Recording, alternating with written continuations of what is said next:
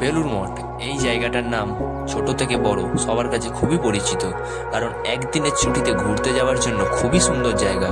তো সেই জায়গার উদ্দেশ্যে আজকে আমি বেরিয়ে পড়লাম এবং যা যা ঘুরবো ফিরবো, যা যা দেখবো তোমাদের সাথে সব কিছু শেয়ার করব এবং কতটা কি খরচা হতে পারে তোমাদেরকে সব বলে দেবো এই ভিডিওর মাধ্যমে। এইবার বলে রাখি তোমরা বেলুড় মঠ আসবে কিভাবে। বেলুড় মঠ আসতে হলে তোমাদের সর্বপ্রথম আসতে হবে বেলুড় স্টেশন, এবং বেলুড় স্টেশন আসবার জন্য তোমরা সরাসরি হাওড়া থেকে ট্রেন পেয়ে যাবে, যেমন Bardhaman local, Katwa local, Bandel local ইত্যাদি আরও অন্যান্য গাড়ি।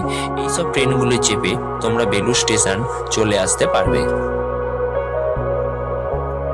স্টেশন থেকে বেরিয়ে এলে তোমরা টোটো স্ট্যান্ড পেয়ে যাবে। এই রাস্তাটাতে হেঁটে আসবে স্ট্যান্ড, তোমাদেরকে টোটো স্ট্যান্ডের তালিকাটা দেখিয়ে দিই কোথায় গেলে কত ভাড়া। এ দেখো এখানে ভাড়া দেওয়া আছে। তো আমি এখান থেকে একটা টোটোয় করে জিটি রোড পর্যন্ত যাব। আমার জিটি রোড পর্যন্ত ভাড়া পড়েছে 10 টাকা। তোমরা যারা প্রথম আসছো তারা বেলুড় মঠ পর্যন্ত চলে যাবে, ভাড়া পড়বে 15 টাকা।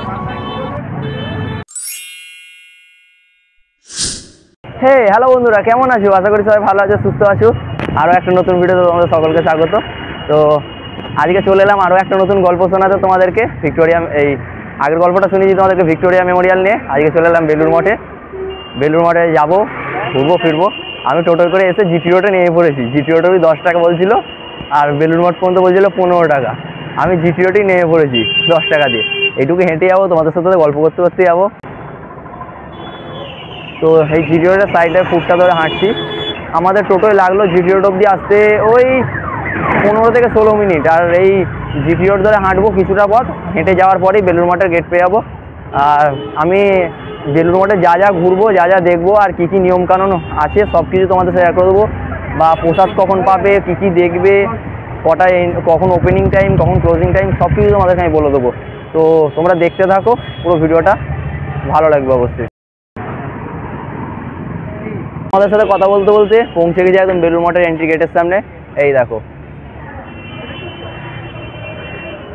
এই হচ্ছে বেলুড় মঠের এন্ট্রি গেট। তোমাদের সাথে কথা বলতে বলতে পৌঁছে গেছি, এবার ভেতরে প্রবেশ করব। তো যাওয়ার পথে এখানে একটা বিক্রয় কেন্দ্র দেখতে পেলাম। এই যে বিক্রয় কেন্দ্রটা, যেখানে লেখা আছে বই, সিডি, ভিডিও বা ডিভিডি, মানে সব ফটো ফ্রেম, ধূপ সব কিছু পাওয়া যায় এখানটা। তোমরা এখান থেকে তাই কালেক্ট করতে পারো।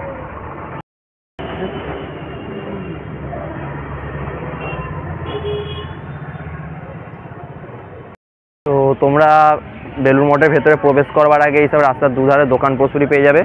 এখান থেকে তোমরা খাবার দাবার কালেক্ট করে নেবে, কারণ ভেতরে তোমরা দোকান প্রচুরি পাবে না কোনো।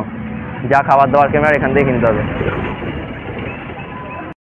তো আমি যখন আজ থেকে ঠিক ওই 1.5 থেকে 2 বছর আগে এসেছিলাম, এইসব রাস্তার ধারে কত খেলনা বাটি সব কিছুর দোকান দেখতে পাওয়া যাচ্ছে। এখন আর কিছুই দেখতে পাওয়া যাচ্ছে না, খালি ওই 2-3টে খাবার দাবারের দোকানই দেখতে পাওয়া যাচ্ছে।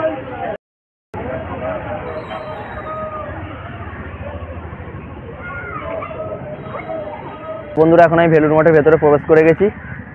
আর চারিদিকটা খুবই সুন্দর লাগছে দেখতে। আরও বেশি সুন্দর লাগছে এই গাছপালাগুলো।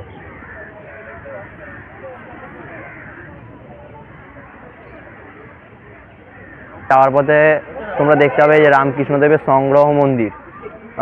এটা ওপেনিং টাইম আছে হচ্ছে তোমার সকাল 8:30 থেকে 11:30 পর্যন্ত, আর বিকেলবেলা 3:30 থেকে 5:30 পর্যন্ত। তো তোমরা এটার ভেতরে প্রবেশ করতে পারো।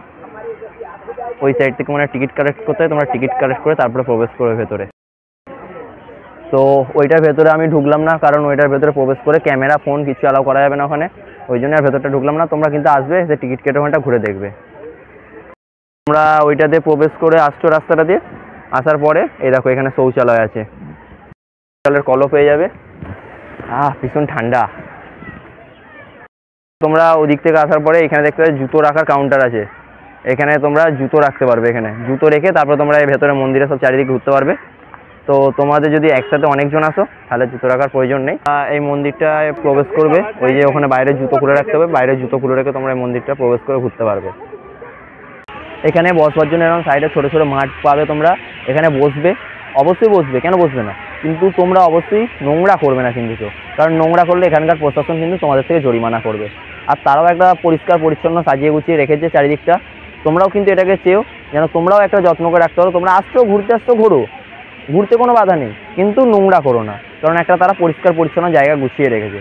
সেই জায়গাটাকে তোমরাও যাতে সাহায্য করো, যাতে সুন্দর থাকে, আরও অনেকে ঘুরতে আসতে পারে। এই দিক থেকে হেঁটে আসবার পর এই দিক দিয়ে যে রাস্তায় বেরিয়ে যাচ্ছে, এই রাস্তাটাতে তোমরা বেরিয়ে গেলে সিধা একদম লঞ্চ ঘাটে চলে যাবে। লঞ্চ ঘাট পেয়ে যাবে তোমরা গেলে। একটা মন্দির আছে, এই মন্দিরটাও তোমরা ঘুরবে, কিন্তু এখন এই মন্দিরটার লোককে প্রবেশ করতে দিচ্ছে না। এনাদের এখানে কোনো অনুষ্ঠান আছে মনে হয়, অনুষ্ঠানের জন্য প্যান্ডেল হচ্ছে, ওই জন্য মন্দিরে প্রবেশ করতে দিচ্ছে না।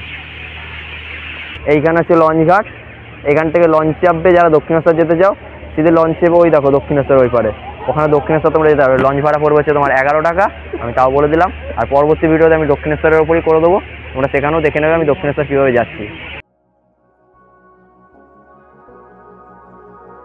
তোমাদেরকে বেলুড় মঠ সম্বন্ধে কিছু বলে রাখি। বেলুড় মঠ কলকাতার একটি সুপরিচিত স্থান। স্বামী বিবেকানন্দ কর্তৃক প্রতিষ্ঠিত রামকৃষ্ণ মঠ ও রামকৃষ্ণ মিশনের সদর দপ্তর। এটি ভারতের পশ্চিমবঙ্গ রাজ্যের বেলুড়ে হুগলি নদীর পশ্চিম তীরে অবস্থিত। বেলুড় মঠ 1997 সালের জানুয়ারিতে স্বামী বিবেকানন্দ, যিনি শ্রী রামকৃষ্ণের শিষ্য ছিলেন, দ্বারা প্রতিষ্ঠিত হয়েছিল। মন্দির হল রামকৃষ্ণ আন্দোলনের প্রাণকেন্দ্র। প্রতি বছর লক্ষ লক্ষ মানুষ এটি পরিদর্শন করে। চলো বসে পড়ি। এইবার তোমাদেরকে সব কিছু বলে রাখি। এখানে টাইম টেবিল, ওপেনিং টাইম, এখানে এদের ওপেনিং টাইম আছে এপ্রিল টু সেপ্টেম্বর মাস পর্যন্ত। এপ্রিল মাস থেকে সেপ্টেম্বর মাস পর্যন্ত ওপেনিং টাইম আছে সকাল 6টা থেকে 12টা পর্যন্ত, মানে 12টায় বন্ধ করে দেবে, সকাল 6টা থেকে 12টা পর্যন্ত। এবং অক্টোবর টু মার্চ, মানে অক্টোবর মাস থেকে মার্চ মাস পর্যন্ত এদের ওপেনিং টাইম আছে 6:30 থেকে 11:30 পর্যন্ত, মানে সকালবেলার টাইম বলছি আমি। এটা সকাল 6:30 ওপেন করবে এবং 11:30 বন্ধ করে দেবে। এবং ইভিনিং টাইম মানে বিকেলবেলা, যেটা বিকেলবেলা তোমার ওপেন করবে হচ্ছে এপ্রিল টু সেপ্টেম্বর মাস, সেটা হচ্ছে 4টে থেকে 9টা পর্যন্ত। এবং অক্টোবর টু মার্চ, মানে অক্টোবর মাস থেকে মার্চ মাস পর্যন্ত ওপেন করবে 3:30 থেকে 1:30 পর্যন্ত। তো তোমাদেরকে এখানে ভোগের কুপন কালেক্ট করতে হবে হচ্ছে 10:30টার মধ্যে এসে। 10:30টার পর আর ভোগের কুপন তোমাদেরকে দেওয়া হবে না। টুইসডে এবং সানডে, টুইসডে থেকে সানডে পর্যন্ত তোমরা এখানে ভোগের কুপন। বন্ধুরা, আমি বেলুড় মঠ ঘুরলাম, আর আমি যা জানতে পারলাম, এই যে তোমাদের বলে না সন্ধ্যে 6:30 থেকে আরতি হয়, হ্যান হয়, ত্যান হয়, ওসব কোনো কথা বিশ্বাস না। এনারা, আমি যা বসলাম, আমি ওখানে জাস্ট বসেছি, আমাকে বলছে চলো 5:45 বেজে গেছে, উঠে পড়ো, বাইরে বেরাতে হবে। এবার আমি বলছি কেন, এখন তো ক্লোজিং টাইম আছে 6:30টার সময় বন্ধ। বলছে 6:30 সব কোনো কথা না, 6টা বেজে এসছে, চলো বন্ধ করে দিই ক্লোজিং টাইম। তো তোমরা কিন্তু মনে রাখবে অবশ্যই কিন্তু 6টার মধ্যে এনতে বেরিয়ে যাও, তাহলে সেই বুঝে কিন্তু তোমরা বাড়ি থেকে বেরিও। তো বন্ধুরা, বেলুড় মঠ সম্বন্ধে যা যা ইনফরমেশন দেওয়া ছিল তোমাদেরকে সব কিছু দিয়ে দিলাম। তোমাদের আর কোনো অসুবিধা হবে না বেলুড় মঠ আসতে, তোমরা কিন্তু এবার অনায়াসে আসতেই পারো বেলুড় মঠ, ঘুরে দেখতে পারো। টাইম টেবিল সব কিছুই বলে দিয়েছি। তো ভিডিওটা আমি এখানেই শেষ করছি। যদি ভিডিওটা ভালো লাগে অবশ্যই লাইক করে দেবো, ভিডিওটা কেমন হচ্ছে কমেন্টস করে জানাবে। আরও নতুন গল্প শুনতে চ্যানেলটা সাবস্ক্রাইব করে রাখো। আসি খুব শীঘ্রই দক্ষিণেশ্বরের ভিডিও নিয়ে, তোমাদের দক্ষিণেশ্বরের ভিডিও ক্লিয়ার করে দেবো। চলো টাটা, বাই।